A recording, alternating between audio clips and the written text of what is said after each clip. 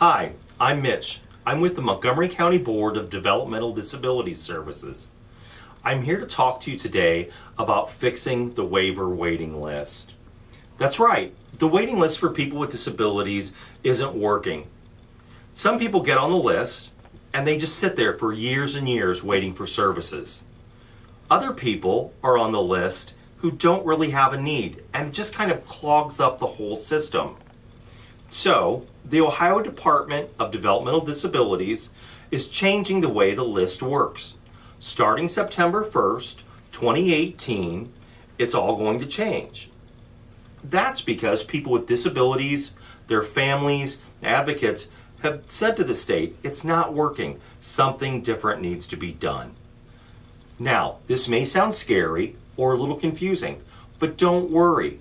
The goal of the new system is to make things better and help people with developmental disabilities get their needs met.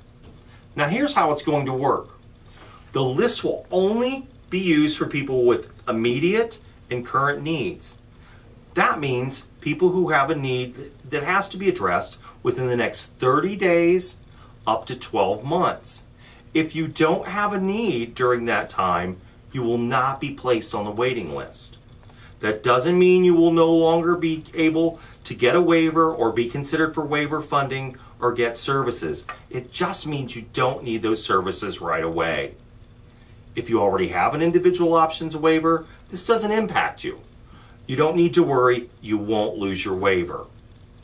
Now, by focusing on people with the most pressing needs, the goal is to help folks faster and more efficiently. The goal is not to keep you on the waiting list forever, waiting for services. You'll only be on the list if you have a current or an immediate need. So, how are we going to find out if people have a current or an immediate need? How do we know if they need services? Well, we'll explain that in the next video.